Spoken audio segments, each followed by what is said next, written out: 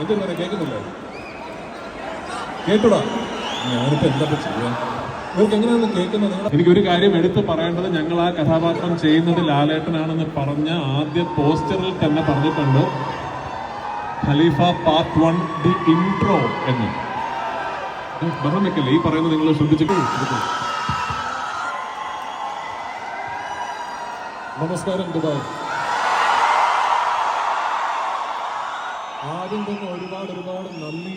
4 മണി മുതൽ വെയിറ്റ് ചെയ്യാമെന്ന് അറിഞ്ഞു. ഞങ്ങളും തൊട്ടപ്പുറത്ത് തന്നെ വൈകുന്നേരം പോലെ ഉണ്ട് കേട്ടോ. എപ്പോഴാണ് വിളിച്ചത്, അതുകൊണ്ടാണ് താമസിച്ചത്.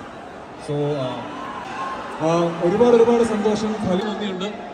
ഇന്ന് ഇവിടെ ഞങ്ങളെ കാണാൻ ഇത്രയും വലിയൊരു ജനക്കൂട്ടം കൂടിയതിന് മാത്രമല്ല, കഴിഞ്ഞ എത്രയോ വർഷങ്ങളായി എത്ര തന്നെ വലിയ മാർക്കറ്റാണ് UAE GCC. അതുകൊണ്ട് തന്നെയാണ് മലയാള സിനിമകൾ നാട്ടിൽ എങ്ങനെ റിലീസ് ചെയ്യുന്നു അതുപോലെ തന്നെ ഇവിടെയും റിലീസ് ചെയ്യണമെന്ന് ഞങ്ങൾ എല്ലാവരും ആഗ്രഹിക്കുന്നത്. ആമിർ അലിയുടെ കഥയാണ്. ആ കഥയിൽ പല സംഭാഷണങ്ങളിലൂടെയും സംഭവങ്ങളിലൂടെയും അഹമ്മദ് അലി ആരായിരുന്നുവെന്നും നിങ്ങൾക്ക് തിയേറ്ററിൽ ഫാമിലി ആയിട്ട് പോയി കണ്ട് എൻജോയ് ചെയ്യാൻ പറ്റുന്ന ഒരു ഹോൾസം, ഒരുപാട് ഫൈറ്റ് സീനുകളൊക്കെ ഉള്ള ഇങ്ങനെ അടിയോടടി എന്ന് പറയുന്ന ഒരു സിനിമ പ്രതീക്ഷിച്ച് പോകരുത്.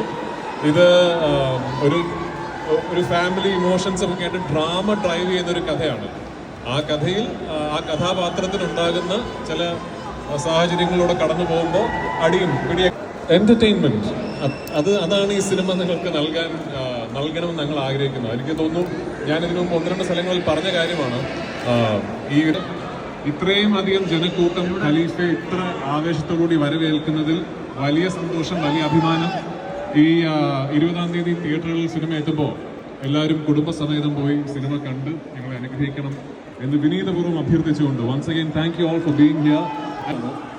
ആ സിനിമയുടെ കഥ ഒരു വലിയ അളവ് നടക്കുന്നത് ദുബായിൽ വെച്ചാണ്. ദുബായിൽ ഞങ്ങൾ ഷൂട്ട് ചെയ്തപ്പോൾ ആ സിനിമയുടെ ഷൂട്ടിങ്ങിന് സഹായിച്ച ഒരുപാട് പേര് ഒരുപക്ഷെ ഈ കൂട്ടത്തിൽ തന്നെ ഉണ്ട്. ഞങ്ങളുടെ പ്രൊഡ്യൂസേഴ്സ് ഒരാളായ ശ്രീകാന്ത്, നിവിൻ്റെ ബത്ലഹേം കുടുംബം ഇറങ്ങുന്നുണ്ട്, ഇറങ്ങുന്നുണ്ട്. എല്ലാ സിനിമകളും കണ്ട് എല്ലാ സിനിമകളും വിജയിക്കുന്ന മലയാള സിനിമയ്ക്ക് എന്നെന്നും ഓർത്തിരിക്കാൻ പറ്റുന്ന ഒരു ഓണക്കാലമാകട്ടെ. And I wish you all a very happy Independence Day and a very happy Onam. Thank you so much.